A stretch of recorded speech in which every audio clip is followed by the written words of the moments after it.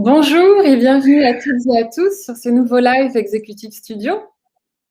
Alors, nous avons régulièrement le plaisir de vous proposer des lives 100% inspirants avec de nombreuses personnalités pendant cette période si imprévisible.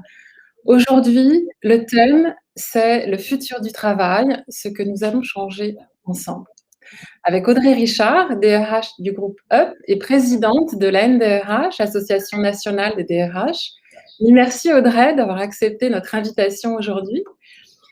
Alors avec Bonsoir Reslène, merci beaucoup de cette invitation, j'en suis très heureuse. Bonjour à tous. Donc avec cette crise que nous traversons, nous sommes tous convaincus que nous avons aujourd'hui l'opportunité de trouver un nouveau souffle ensemble, malgré tout.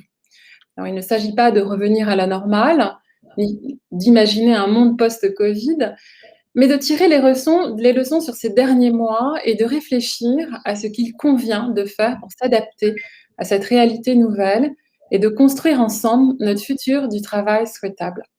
Alors, quelle est la perception des DRH sur le futur du travail? Comment insuffler un nouveau sens dans notre travail, dans nos organisations? Comment nous former au métier de demain? Et dans quelle mesure l'agilité, les outils numériques et les espaces de travail participent-ils à ces mutations? Alors, nous allons échanger avec toi, Audrey, pendant 45 minutes. Alors, n'hésitez pas à nous transmettre vos questions au fur et à mesure, dès maintenant, sur le chat. Nous y répondrons dans quelques minutes. Alors, vous avez exprimé 3 attentes lors de votre inscription à ce live. La première, partager un moment d'inspiration ensemble. La deuxième préoccupation, avoir des clés pour traverser cette crise et s'adapter au mieux.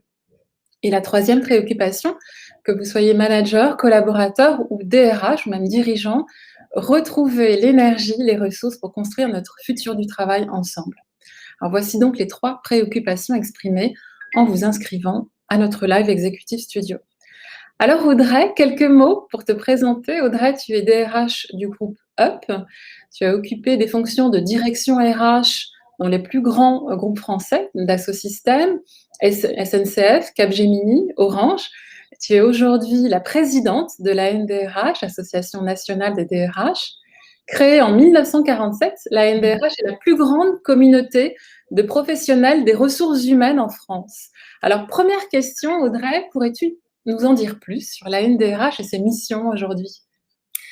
Alors la NDRH, c'est l'association nationale des DRH, et qui regroupe un peu plus de 5000 membres, 5200 membres aujourd'hui. Et ce ne sont pas que des DRH, comme beaucoup le pensent. Nous avons dans nos membres des DRH, des responsables RH, des personnes en charge de la formation, du recrutement, etc. Donc c'est vraiment une communauté large qui représente la fonction RH. Et donc, on est présent sur l'ensemble du territoire national sous la forme de 70 groupes locaux qui partagent des bonnes pratiques, qui se voient. Alors aujourd'hui, on se voit en digital, hein. Et l'ambition ou en tout cas, on a beaucoup de missions, mais on a dans un premier temps la mission de porter la voix des DRH. Donc, on consulte régulièrement à travers des enquêtes, des consultations, ce qui se passe sur le terrain, ce qu'on vit, ce que les DRH ont envie de nous remonter. Et ça nous permet de faire remonter cela aux institutions publiques, puisqu'on a un lien particulier et assez resserré avec les différents ministères qui peuvent nous concerner. Donc, travail d'influence important. Et puis, surtout, dans nos groupes locaux et 70 groupes locaux, ce qu'on fait, c'est qu'on échange des bonnes pratiques. On fait intervenir des experts et on se sent moins seul aussi parce que dans notre profession, parfois, on s'occupe de tout le monde et finalement, en fait, c'est la NDRH à travers ces différents dispositifs qui s'occupe de cette fonction ou des DRH au sens large. Voilà nos deux champs majeurs. Et ces dernières années, avec le Bureau national, nous travaillons particulièrement sur les jeunes, sur nos jeunes générations, parce que on doit aussi préparer la relève de demain, hein, les RH futurs.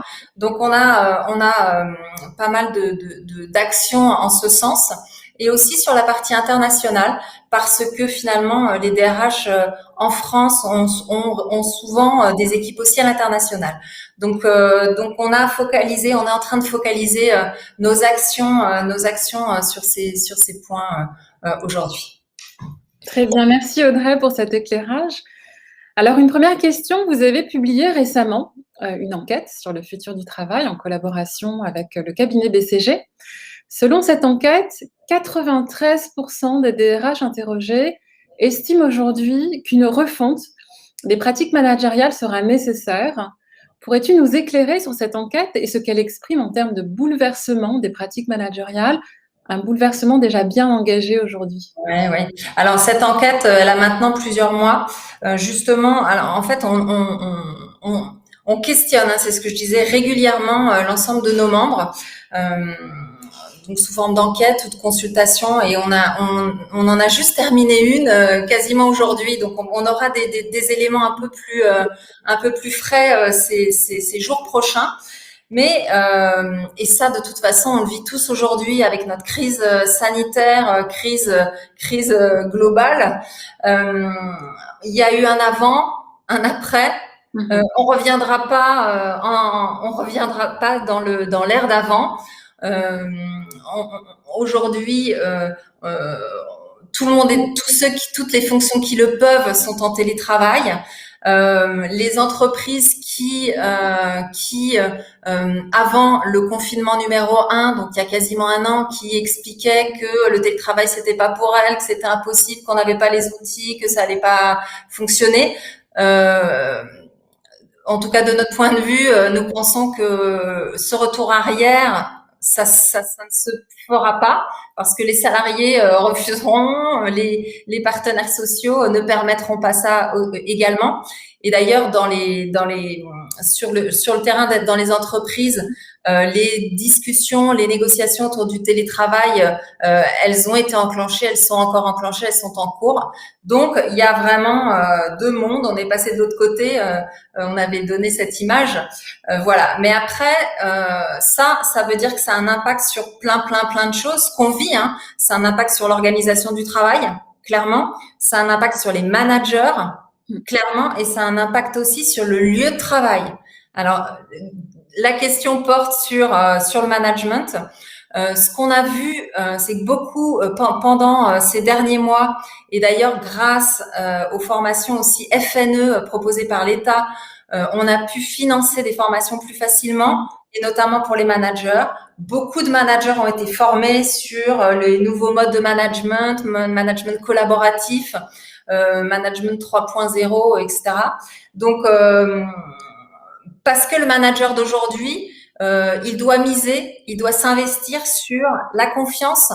Je fais confiance à mon équipe, sur l'autonomie, sur je vais aider si le collaborateur a besoin, etc. Et du coup, le modèle managérial davantage hiérarchique, tout ça, c'est d'un autre temps. En tout cas, nous, c'est ce qu'on voit et c'est ce qu'on considère. Et juste, je fais une focalisation par rapport à ce qu'on vit exactement, ou en tout cas en ce moment. On est dans un moment où le télétravail, pour les fonctions qui le peuvent, se poursuit. Et donc, ce que nous préconisons sur le terrain, c'est de former les managers à la détection des signaux faibles. Parce que les RH sont formés, elles savent, c'est leur quotidien, mais les managers, c'est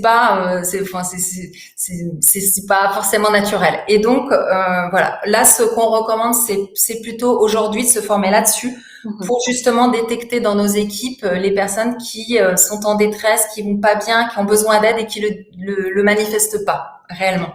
Oui, effectivement, on va effectivement en parler et développer sur ce sujet et partager aussi ensemble les bonnes pratiques des RH pour accompagner justement cette détresse qui peut être liée au télétravail et aussi à l'anxiété qu'on vit aujourd'hui. Merci Audrey. Donc une autre question peut-être pour creuser sur l'évolution du rôle du manager. Comment voyez-vous, en tant que DRH, justement, l'évolution du rôle de chaque manager dans notre futur du travail souhaitable aujourd'hui? C'est à peu près la même chose, hein. Ce que je disais, c'est que en termes de management, on n'est plus sur les mêmes pratiques dites hiérarchiques. On est sur de la collaboration, sur de sujets autour de l'autonomie. On donne de l'autonomie, de la confiance. Et ce qu'on voit dans nos organisations, c'est également tout le champ RSE. Alors on pourra développer tout à l'heure, mais tout le champ autour de la responsabilité sociale d'entreprise. Voilà, donc c'est un peu voilà ce que j'ai développé tout à l'heure. C'est un peu ça. Oui, effectivement, ce que tu disais, je reprends, comment dire, une de tes dernières interviews dans laquelle tu disais que le rôle du manager est aussi amené à évoluer pour clarifier les priorités, donner plus de sens, on en parlait tout à l'heure, des objectifs clairs et atteignables, et développer et engager les équipes vers davantage de sens et les valeurs de l'entreprise, voilà, pour cet esprit de cohésion. Une question maintenant sur justement le sens du travail qui est aujourd'hui encore plus fort et que les DRH aussi expriment auprès de leurs collaborateurs. Nous sommes aujourd'hui convaincus que le futur du travail sera enraciné dans le sens et qu'il est intrinsèquement lié au développement d'une économie durable. Donc aux entreprises aujourd'hui de relever le défi de leur propre transformation en s'engageant rapidement et durablement dans des actions concrètes qui rendront demain possible et meilleur pour tous. Alors quels sont les engagements concrets que vous avez vus porter par les DRH pour dessiner à leur échelle le futur du travail en termes de gestion des équipes, de gestion des outils et des modes de travail? Est-ce que peut-être tu pourrais nous partager quelques exemples que tu aurais? Ouais, c'est très intéressant parce que on a vu arriver. Alors, je vais parler de la période récente forcément, mais on a vu arriver des sujets dans les entreprises, donc qui sont gérés par les RH, également aussi par les managers. Hein. Donc, on gère ensemble.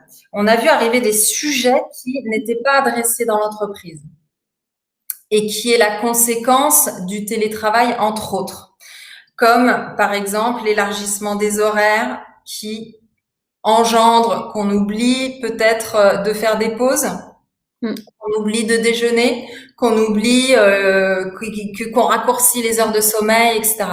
Et donc, en plus des sujets autour de la santé, sécurité et des adaptations sanitaires que les RH ont gérées, ils ont vu arriver dans les questions, parce que finalement, toutes les questions nouvelles, elles arrivent chez nous, des questions sur le sommeil, des questions sur le déjeuner, des questions sur la malbouffe,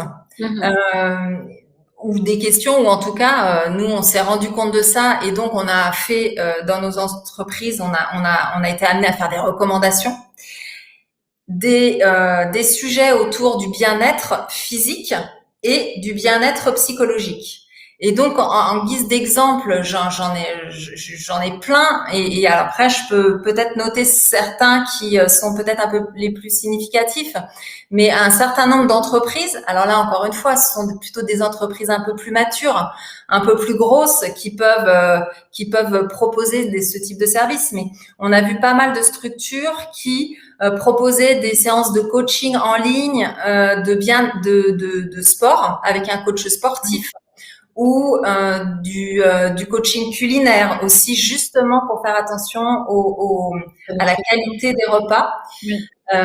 Les horaires de ces moments-là étaient vraiment clés et parfois en lien avec de l'activité partielle qui avait lieu l'après-midi, etc. Bon, les entreprises ont travaillé là-dessus. Il y a un exemple qui m'a particulièrement intéressée. J'ai vu qu'une entreprise avait proposé un Instagram et qu'elle mettait des lives sur l'Instagram de cette nature-là, autour du bien-être, du culinaire, etc. Mais ce qui était intéressant, c'est que ça faisait se réunir des clients et des salariés. D'accord, oui. Et ça, c'est pas fréquent dans nos structures ou en tout cas dans certaines entreprises. Donc, j'avais trouvé que c'était intéressant. Mais moins formelle, effectivement. Comment ? Sur une dimension un peu moins formelle, effectivement, ça permet de créer du lien Ouais, c'est ça. Et donc tout ça pour dire que les sujets se sont élargis. Et la question qu'on a, nous, fonction RH aujourd'hui, et entreprise au sens global, c'est mais finalement, jusqu'où on doit aller dans la gestion de ces sujets-là? Parce que après, je peux aussi en élargir, hein. Dans nos équipes, on a aussi eu des personnes qui vivaient des moments difficiles dans leur foyer, etc. Et du coup, jusqu'où on va dans l'entreprise pour traiter ça? Et alors, je n'ai pas la réponse, on n'a pas la réponse. Oui. Et la réalité, c'est qu'aujourd'hui, on traite. Mhm. Et voilà, donc à nous de construire le futur, mais Et de manière un peu proactive, effectivement, pour anticiper effectivement les risques psychosociaux qu'on peut déjà voir et évaluer pour soutenir nos équipes dans ce moment vraiment très compliqué. sur les risques psychosociaux, beaucoup d'entreprises ont proposé des cellules d'écoute psychologique. Ce qu'on voit, en tout cas dans les informations qu'on a, hein, nous, ce qu'on voit, c'est que pour le collectif en entreprise, c'est plutôt rassurant d'avoir ce type de service, entre guillemets. Ce qu'on voit, c'est qu'il y a assez peu d'appels sur ces plateformes. Mais c'est important pour l'entreprise de mettre à disposition. Et donc là, encore une fois, c'est pour les entreprises qui peuvent s'acheter ce service-là. Après, pour les autres, il y a une cellule d'écoute psychologique ouverte sur le territoire français proposée par le gouvernement. On va communiquer là-dessus à la NDRH parce qu'on s'est rendu compte que cette cellule psychologique, qui est donc gratuite, n'était pas connue, pas utilisée. On va aussi aider à faire connaître ce numéro. Effectivement, je pense que souvent en tant que collaborateur, effectivement, on n'est peut-être pas très à l'aise pour accéder à une plateforme qui est dirigée peut-être par l'équipe et pour des questions d'anonymat. On a peut-être envie d'aller vers des plateformes un petit peu plus... Non, en général, ce sont des anonymes, hein, bien sûr. Des plateformes externes avec des professionnels psychologues derrière. Ouais. Donc il y a vraiment de la confidentialité totale, en fait. Très bien. Est-ce que vous avez vu d'ailleurs à ce sujet des attentes très précises des collaborateurs sur ce nouvel équilibre qu'on essaye de trouver justement avec le télétravail et ces nouvelles, voilà, ce nouveau rythme de vie finalement? Tu disais dans une interview récemment que effectivement qu'il y a beaucoup de dérives par rapport au travail, avec des salariés qui travaillent sur une période tellement longue qu'ils oublient de déjeuner, de dîner, de s'arrêter. On est complètement happé effectivement souvent par le télétravail. Là, c'est le rôle du RH et du manager, mais c'est le rôle de dire juste, en fait, il faut faire des pauses, voilà, donner des recommandations. Donc, au niveau de la NDRH, on a essayé de faciliter ça et de faire des infographies, des documents pour que justement nos adhérents, ils téléchargent, ils ne refassent pas, ils utilisent tout de suite, ils diffusent dans leurs équipes. Donc, ça, je pense, aider.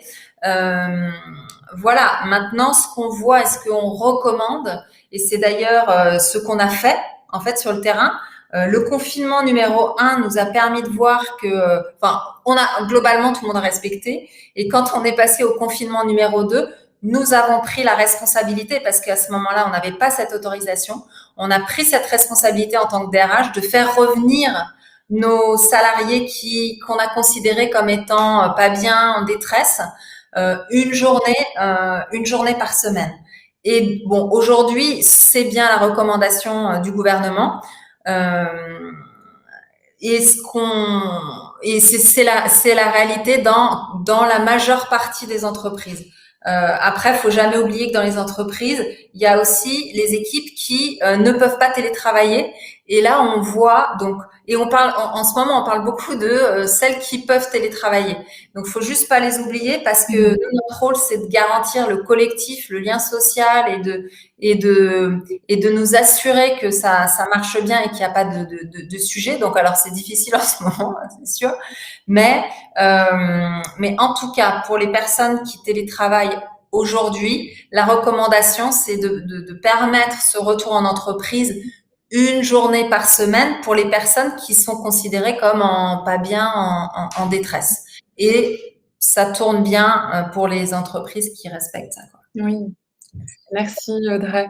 Alors moi j'avais envie d'échanger avec toi sur l'impact de la crise sur l'emploi.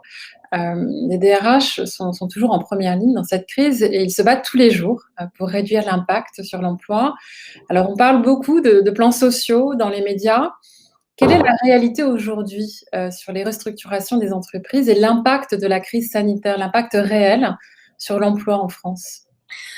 Alors, moi, je vais donner une vision. Hein, ce n'est qu'une vision et la vision de nos adhérents. Donc, il faut la prendre en effet avec toute sa. Voilà, c'est une vision parce que nous avons interrogé nos membres là-dessus sur cette question précisément. Donc, il y a quelques mois. Et d'ailleurs, on a reposé cette même question et donc on va pouvoir voir et comparer. Mais ce qu'on voit, c'est qu'en effet, dans les médias, on a l'impression que la France est en plan social, hein, clairement. Et nos DRH nous disent, alors encore une fois, les pincettes, c'est attention, évidemment, certains secteurs sont extrêmement touchés, ça c'est clair. Et les petites sociétés, petites entreprises, nous on les a pas parce que faut un DRH et le DRH, faut quand même qu'il y ait du monde à gérer. Donc tout ça c'est exclu de ce que je vais dire ensuite. Donc faut vraiment le prendre avec des pincettes. Mais en tout cas, quand on les interroge, nos DRH ils nous disent qui se battent pour la survie et la poursuite de leur entreprise, qu'ils utilisent les dispositifs que l'État propose. Et que oui, il y a des restructurations, mais en conservant l'emploi. Et quand on les a interrogés il y a quelques mois, ils ont spécifié cela en disant oui, il y a sans réduction d'emploi. Donc on va voir ce que ça donne au niveau de l'enquête qui va sortir là dans les jours prochains. Mais les échanges qu'on a régulièrement avec eux disent que voilà, chaque jour les DRH se battent pour aider leur direction à conserver l'emploi. Et par ailleurs, alors j'en profite, hein, parce que voilà, je peux me faire je me fais le relais de cela, mais il y a un plan. Alors, pardon. Dans les secteurs qui recrutent, une étude est sortie récemment par l'APEC qui indique que dans l'IT, ça recrute, dans le commercial, ça recrute, et un point sur le plan grand âge où il y a 60 000 offres d'emploi qui sont ouverts avec un CDI à la clé, avec de la formation à la clé. Donc voilà, on a quand même des bonnes nouvelles et des belles perspectives. Voilà, donc il faut essayer de regarder ça aussi. Évidemment, c'est extrêmement dur pour certaines entreprises et les DRH travaillent sur des projets de PSE, sont en plein dedans, ça c'est sûr et certain. Mais voilà, je pense qu'il faut regarder les deux aspects aussi. Très bien, merci de cet éclairage, Audrey. Alors, une question sur la reconversion et le changement de vie. Vous qui nous écoutez, il est fort probable que vous ayez déjà pensé à changer de vie professionnelle. C'est le cas de 9 Français sur 10, selon un récent sondage. 93% des Français ont en effet déjà envisagé de changer de métier, sont en plein changement ou se sont déjà reconvertis. Changer de vie, changer de métier, se réorienter pour redonner du sens à son parcours professionnel est aujourd'hui une tendance très forte sur un marché de l'emploi en pleine mutation. Il faut savoir que 85% des emplois de 2030 n'existent pas encore. Alors, est-ce que cette mise à distance du bureau a été un déclic pour de nombreux collaborateurs et avez-vous vu, vous, DRH, une nouvelle tendance exprimée au département RH d'un désir de quitter l'entreprise, d'un changement de cap, de se reconvertir pour redonner justement un nouveau sens à sa carrière? Et quel regard portez-vous sur tous les dispositifs actuels d'accompagnement vers ces transitions professionnelles que j'appellerais positives, c'est-à-dire non subies? Alors, là-dessus, on n'a pas de données scientifiques, hein, nous, à notre niveau. Donc, ce que je vais remonter, c'est les perceptions et les réalités des DRH de chez nous. Hein. Alors, clairement, la phase de confinement numéro 1 et aussi de numéro 2 a permis de se poser pour certains collaborateurs et on a eu beaucoup plus de demandes pour se reconvertir sur d'autres métiers, donc pour se reconvertir en interne dans l'entreprise et aussi en externe. Et je parle de l'externe dans un premier temps, en externe sur des métiers autour de l'artisanat, on en a vu pas mal, et aussi changement de géographie. D'accord. Voilà, ça a permis, et à chaque fois, les personnes expriment en disant, bon voilà, moi j'ai tel âge, j'ai pu réfléchir, si je le fais pas maintenant, je le ferai pas. Donc, et en fait, elles se tournent vers les DRH en disant, s'il vous plaît, aidez-nous en fait juste à sortir. Donc il y a cette réalité-là. Et après, en interne, ça a permis aussi de s'interroger. Pendant ces derniers mois, il y a eu les formations FNE, il y a eu de l'activité partielle dans beaucoup d'entreprises et encore maintenant. Donc les gens se sont interrogés aussi sur leurs propres compétences, leur propre métier, l'évolution de leur métier. Et alors souvent c'est le DRH et le manager qui travaillent là-dessus, qui essayent d'anticiper le futur des compétences. Là, les salariés Les devants peut-être aussi un peu. Oui. Comment? Ont pris les devants peut-être un petit peu. Ouais, mais c'est intéressant. Et donc, on a eu des demandes de formation, du conseil autour de la formation. Et donc, on le fait tout en veillant à guider ces personnes sur des métiers qui sont en création, sur des métiers qui ont de l'avenir, parce que notre responsabilité en tant que RH, c'est bien ça, c'est bien de garantir que la compétence, elle va pas être obsolète. Voilà. Donc, c'est très intéressant de voir ça. Très bien, merci. Merci Audrey. Alors, moi, j'avais envie de te poser une question sur les grands défis RH pour 2021. Depuis maintenant un an, les départements RH sont sur le devant de la scène. Quels sont les grands défis et les priorités des DRH, en tout cas pour la DRH en 2021? Ouais. Là, c'est très simple.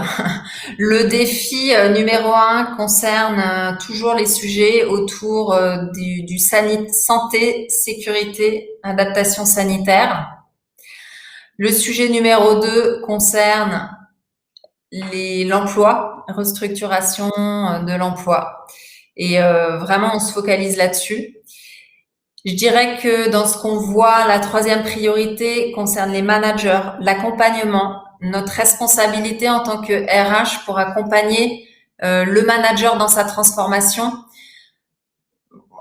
Vraiment, je focaliserai sur ces trois sujets voilà, c'est vraiment ça aujourd'hui dans les entreprises.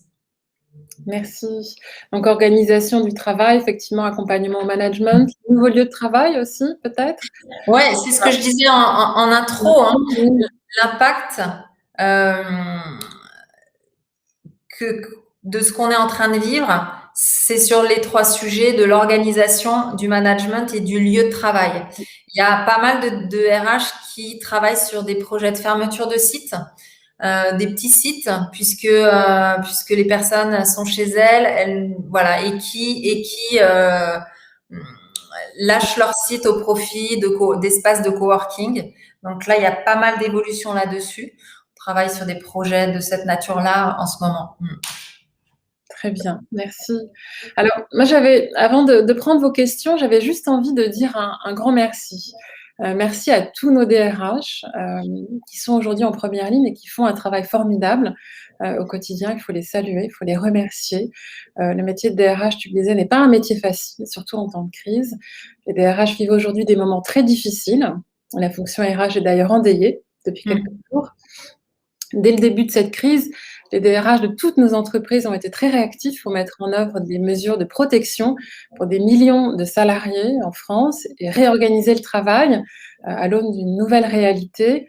Donc voilà, je tenais à leur dire merci avec toi, Audrey. Merci à tous nos DRH qui font au quotidien un travail formidable. Voilà. Merci de ce message. Vous le savez tous, la fonction RH au sens large est endeuillée aujourd'hui.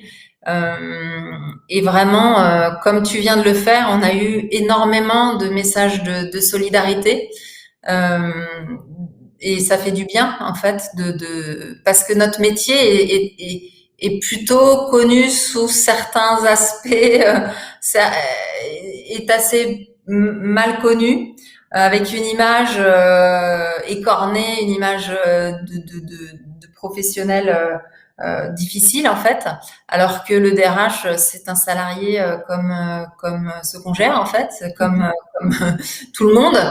Et c'est difficile parce que parfois des collaborateurs peuvent ou des partenaires à l'intérieur de l'entreprise peuvent aussi confondre la personne et la fonction. Et c'est toujours difficile de gérer ça. Et ce qu'on voit, et nous, notre métier, c'est bien sûr de gérer le collectif, d'accompagner notre direction dans son activité. Mais ce qu'on voit pas, et alors on n'en parle pas, alors c'est peut-être de notre faute, hein, mais ce qu'on voit pas, c'est que tous les jours, on règle des problèmes individuels. On le fait en tête-à-tête avec la personne, on le fait avec les partenaires sociaux, parce que ça, c'est vraiment cet acteur-là est clé dans notre vie au quotidien et dans le bon fonctionnement de l'entreprise. Et ces sujets, on n'en parle pas. Et pour autant, on règle les petits bobos, petits, moyens, grands, des équipes dans les entreprises.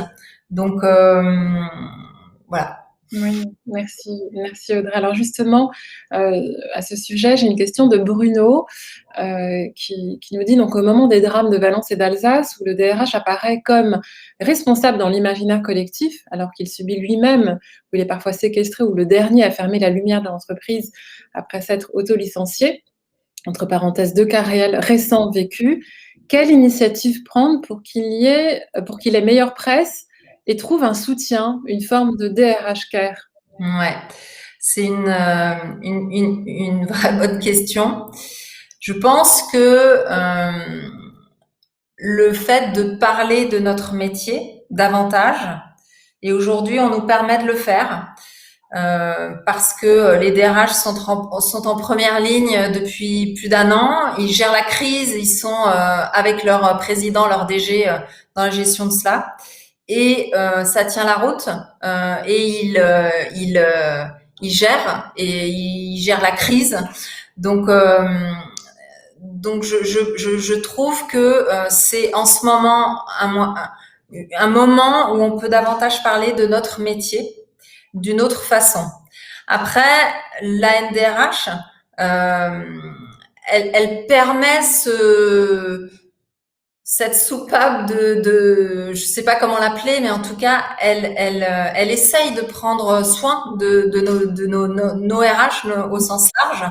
Elle a aussi cette mission-là à travers ce qu'on peut apporter en termes de soutien rapproché en tête-à-tête dans les groupes locaux, et également à travers ce qu'on peut remonter et dans les cailloux dans la chaussure pour éviter que tel projet de loi passe avec quelque chose qui ne nous conviendrait pas. Donc on a ça qui nous permet d'être un peu plus sur le care du DRH.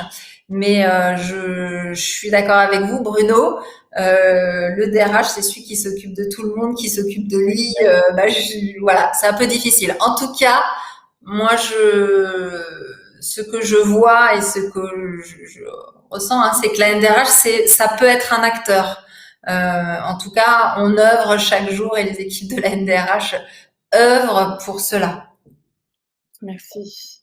Alors, autre question d'Hichem, comment détecter la détresse de nos collaborateurs, surtout quand cela n'est pas directement exprimé? C'est vrai qu'à distance, c'est compliqué de voir les choses, de sentir, d'avoir cette intuition. Ouais, ça, c'est la question de comment détecter les signaux faibles. Oui. Les signaux faibles, on les détecte parfois par des changements de comportement. Je vais prendre 2 extrêmes. Une personne, un collaborateur qui serait totalement absent, qui ne parlerait plus, qui serait absent, qui y arriverait en retard alors que c'est pas son habitude, qui viendrait plus en réunion, qui n'interviendrait plus en réunion. Ça peut être un signal. Ou ce qu'on voit aussi, ce sont des excès d'agressivité. des collaborateurs qui étaient qui avaient jamais fait parler d'eux à ce niveau-là, et on voit de l'agressivité, soit dans les mots, soit dans les actes. Et voilà. Donc je dirais que ça pourrait se détecter de cette façon-là. En tout cas, ça, c'est clairement un signal. Après, les partenaires, alors les RH sont là, bien évidemment. Les organisations syndicales, elles nous font remonter chaque jour des cas de personnes qui n'ont pas osé frapper au bureau de la DRH, je sais pas pourquoi, mais en fait, elles vont plutôt, dans certaines organisations, se tourner vers l'organisation syndicale. Et donc là, il y a un contact direct et on peut le voir de cette façon-là. Après, je dirais pour finir qu'il y a une autre façon, et ça s'est fait dans plusieurs sociétés pendant le confinement numéro 1 qui était vraiment très très strict, où là, bah en fait, juste on a téléphoné à tous les salariés. Il y a des entreprises qui ont fait ça. Le manager téléphonait, mais le RH, les équipes RH se sont mobilisées et ont téléphoné à tout le monde. Ouais. Juste pour prendre des nouvelles et pour savoir si on pouvait aider d'une quelconque façon.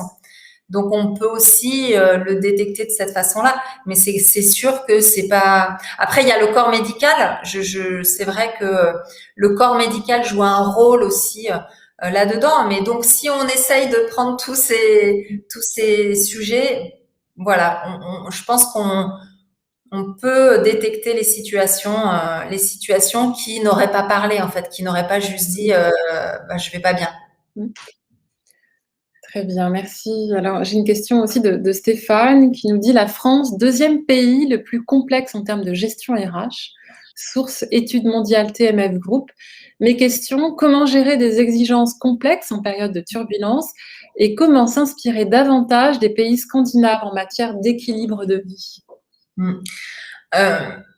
J'entends. Maintenant, ce que je tiens à souligner, c'est que pendant cette période, et notamment dans la relation avec les partenaires sociaux, ça a été, mais réellement, en tout cas pour beaucoup de RH, évidemment, je fais pas de généralité, hein, il y a tout le temps des cas particuliers, mais en tout cas dans nos RH, il y a eu un dialogue social extraordinaire.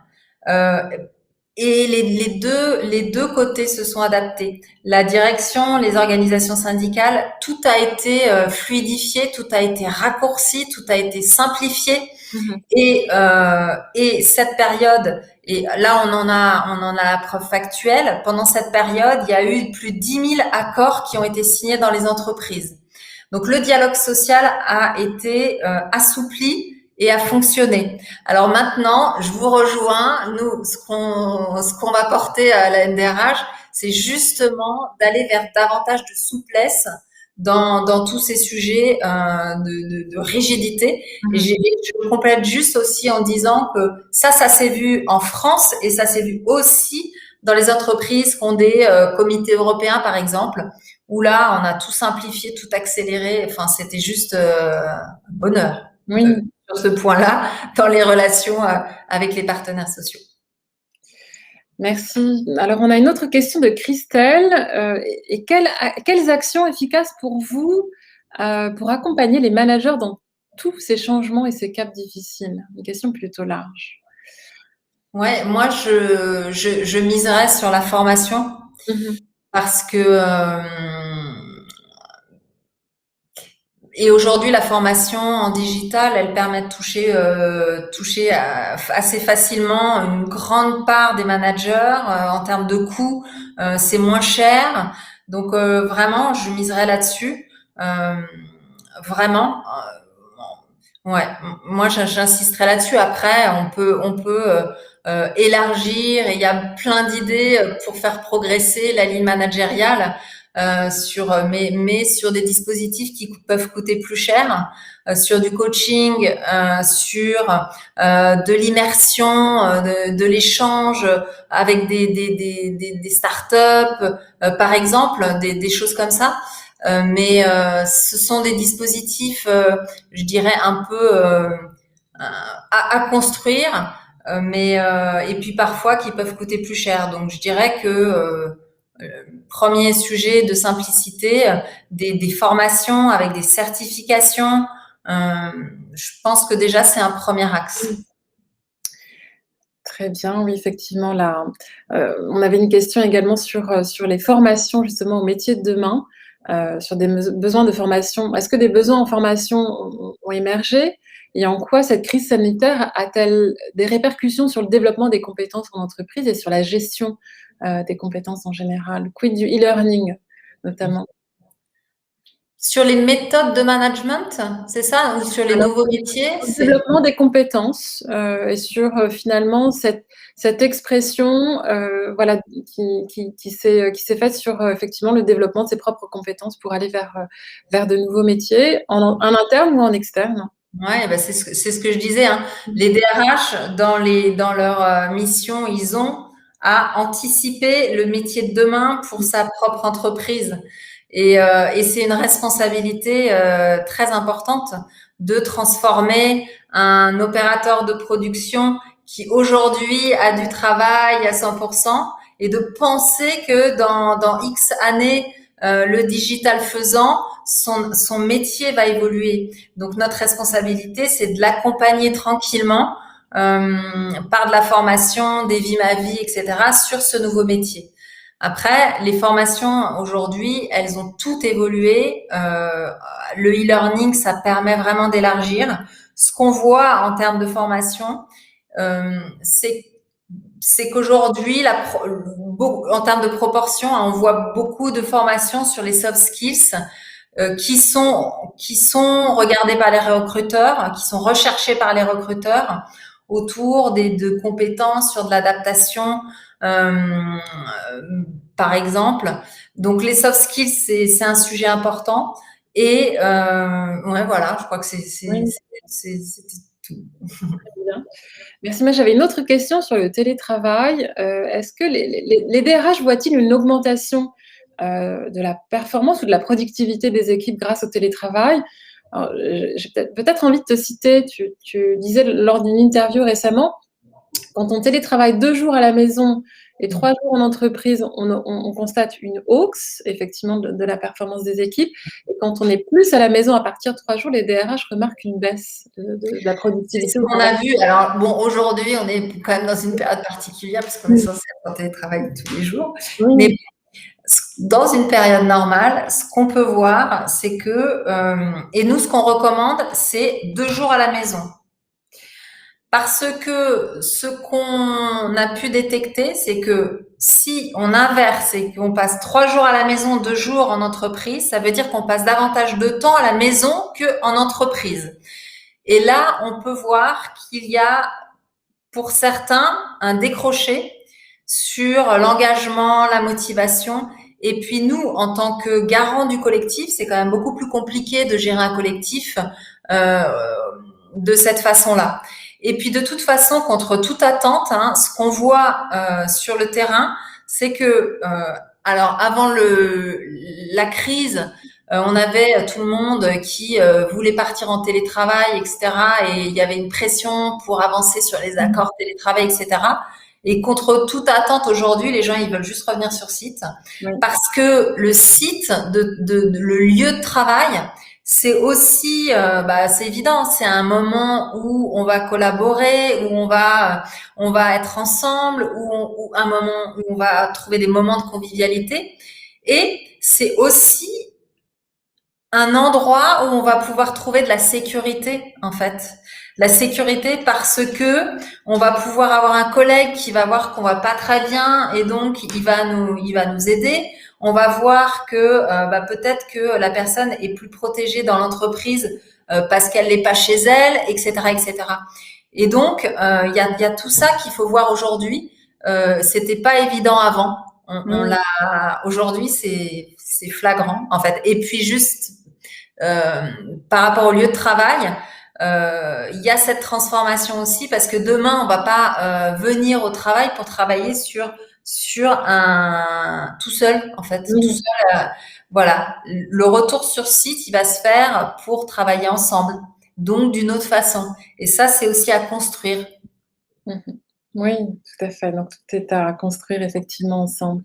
Alors moi, j'ai une question connexe justement d'Arthur qui nous dit: «Ce qui est intéressant, c'est que l'on peut détecter sur la base des graphes de communication à distance les personnes sursollicitées et les personnes isolées. Peut-être une façon de mieux prévenir les burn-out ou bore-out». Qu'est-ce que tu en penses? Comment réagis-tu face à un Alors, j'ai pas, je vois pas la question. Tu peux répéter, s'il te Alors plaît? oui, donc ce qui est intéressant, c'est que l'on peut détecter sur la base des graphes de communication à distance les personnes Ah, sursollicitées et les ok, personnes j'ai compris. isolées. D'accord. Alors là, je dirais que c'est Arthur. Oui, Ok. Là, je dirais que Arthur travaille dans une entreprise plutôt techno, oui, que toutes les entreprises n'ont pas ces moyens-là. Et que, en effet, ça permet ça. Donc, c'est tant mieux et ça permet du coup de voir pour traiter. Maintenant, j'ai l'impression que la majorité des entreprises n'ont pas ces moyens-là de voir les sursollicitations ou pas. Voilà. Donc là, il faut faire preuve d'autres méthodes qu'on évoquait tout à l'heure. très bien. Alors on a une autre question sur les impacts, sur l'impact et de l'évolution des contrats de travail, justement sur, Oui, oui, oui, oui, oui. Alors, est-ce que vous voyez voilà, une tendance se dessiner là-dessus sur, ouais, ouais. Alors, alors là, je dirais que cette tendance, on la voyait précédemment en voyant émerger différentes formes de contrats de travail. Et alors justement, dans notre communauté RH, on voit pas mal se développer du temps partagé, du travail en temps partagé. On voit beaucoup de freelance. Voilà. Alors après, j'ai pas spécifiquement d'études là-dessus.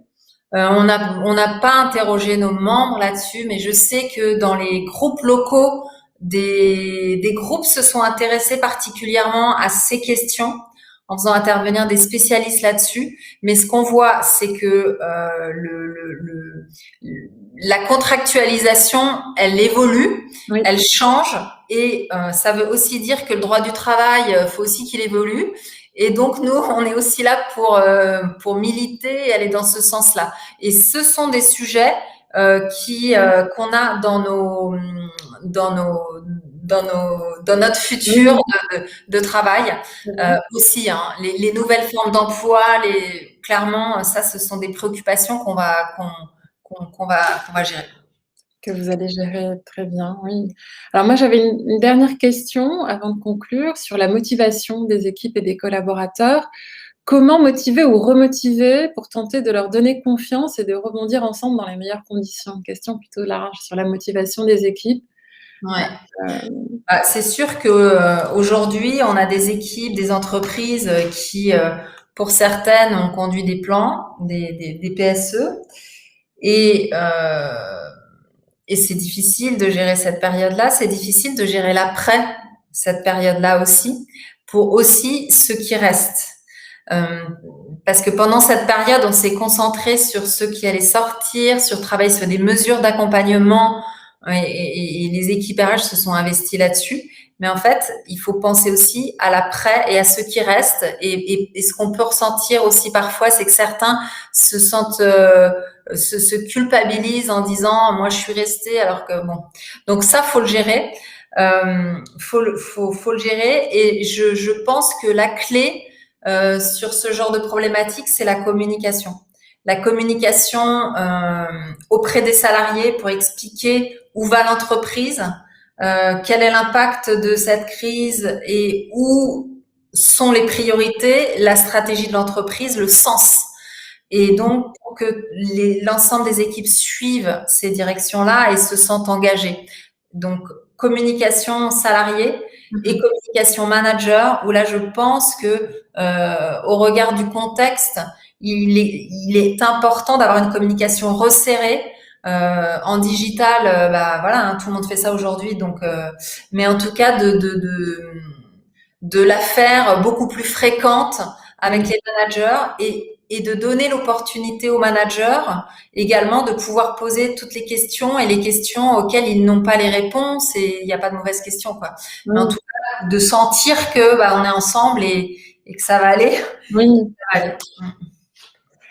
Pour rebondir, j'ai une remarque très pertinente de Benjamin qui nous dit: est-ce que le futur du travail ne consisterait pas à décloisonner le champ de la prévention de la santé mentale, culturellement orienté RPS et vie professionnelle, pour intégrer l'ensemble des interfaces travail, famille, et enfin intégrer toutes les dimensions de la vie de l'employé, des managers, des RH, de la direction, donc un soutien à tous les niveaux de l'entreprise qui englobe aussi les ressources nécessaires pour des problématiques issues de la vie personnelle. C'est vrai qu'on en a un petit peu parlé tout à l'heure. Ouais, on en a parlé. Aujourd'hui, on voit s'immiscer la vie personnelle dans l'entreprise et encore une fois, on la gère aujourd'hui. Moi, je n'ai pas la réponse sur voilà, jusqu'où faut-il aller aujourd'hui. Moi, je ne sais pas. La communauté RH, on répondra là-dessus, Oui. mais voilà, je ne sais pas jusqu'où il faut aller et ça, c'est vraiment en effet à construire parce qu'on peut parler de ça, Benjamin, mais aussi on peut élargir sur, on en a parlé assez peu, mais sur l'empreinte carbone, sur l'écologie qui arrive dans les CSE maintenant et sur d'autres problématiques également. Très bien, merci. Merci Audrey, merci à tous pour toutes ces questions très pertinentes, très intéressantes. Alors Audrey, que souhaiterais-tu nous dire en conclusion aujourd'hui? Aurais-tu peut-être une citation qui t'inspire et que tu souhaiterais nous partager?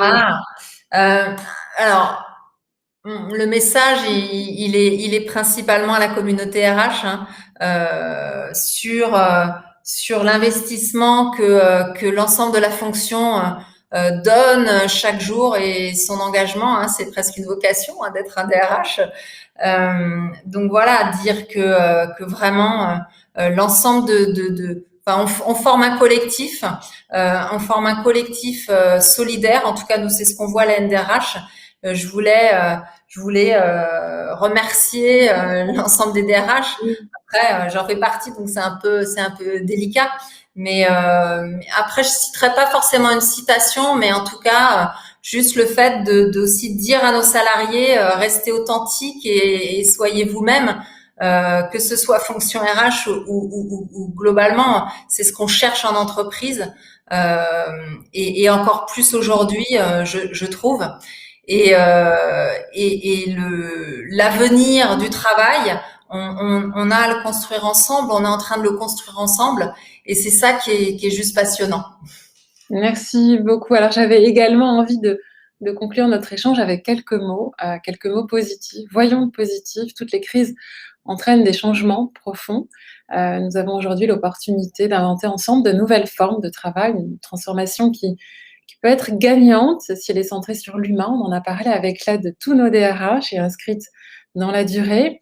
À chaque entreprise, je dirais même à chaque salarié, à chaque manager, à chaque DRH, à chaque dirigeant, de s'engager pour notre futur du travail souhaitable et pour un impact positif. Dès maintenant, créons ensemble un futur plus sain et plus stimulant pour l'humain. Notre société en a vraiment besoin. Donc j'aimerais vous partager une dernière citation de Christian Clot, qui est un explorateur de l'extrême que j'ai eu le plaisir de recevoir sur cet Executive Lab il y a quelques semaines. Christian nous dit: nous ne devons pas seulement résister aux crises, être aptes à nous adapter, savoir se motiver et motiver nos équipes, rester performants et résister au stress et pression tout en continuant à prendre des risques. Nous devons surtout rester persuadés qu'il y a une nouvelle voie à ouvrir, une vision motrice à proposer et que le changement est une opportunité de construire et non pas de subir. Pour avancer vers demain, nous devons tous être des explorateurs imaginatifs, toujours en quête de nouvelles voies. Merci Audrey, merci à tous pour toutes ces clés. Merci également à tous de votre fidélité, de nos échanges au quotidien. Merci encore Audrey d'avoir accepté notre invitation. Je suis ravie de cet échange, de ton éclairage et encore bravo pour ton engagement et ton énergie pour cette belle association à NDRH. Merci. Je vous souhaite une très belle soirée à tous. Prenez soin de vous et de votre vie. À très bientôt. Très bonne soirée. Merci.